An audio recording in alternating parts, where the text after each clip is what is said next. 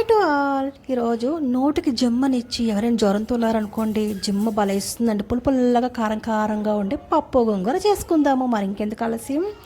నేను కుక్కర్లోని కందిపప్పు వేసేసి ఒక హాఫ్ అన్ అవర్ నానబెట్టి టమాటాలు వేసేసి పెట్టేసుకుంటున్నాను. గోంగూర కూడా చక్కగా కాడలన్నీ ఒలిచేసుకున్న ఆకు కడిగేసి గిన్నెలో వేసేసి నీళ్ళు వేసేసుకొని ఉడకబెట్టేస్తున్నాను. ఇందులోనే పచ్చిమిరపకాయలు కూడా యాడ్ చేసేసి ఉడకబెట్టేస్తున్నాను. పప్పు కూడా ఉడికిపోయిందండి. మిరపకాయ గోంగూర కూడా ఉడికిపోయింది. గోంగూర నుంచి నీళ్ళు వేరు చేసి అప్పుడు పప్పులో ఉన్న టమాటాలు కూడా తీసేసి గోంగూరలోనే వేసేసి చక్కగా కలిపేసుకొని పప్పు గుత్తితో బాగా మెదిపేసుకోవాలండి మెత్తగాన. ఇంకా ఏంటి, తాలింపు వేసేసుకోవడమే. నూనె వేసుకొని ఆవాలు చుట్టుపట్లాడాక జీలకర్ర, వెల్లుల్లి, ఎండుమిరపకాయలు, కరివేపాకు ఒకదానితో ఒకటి అన్నీ వేసేసుకొని దోరగా ఫ్రై చేసుకోవాలి.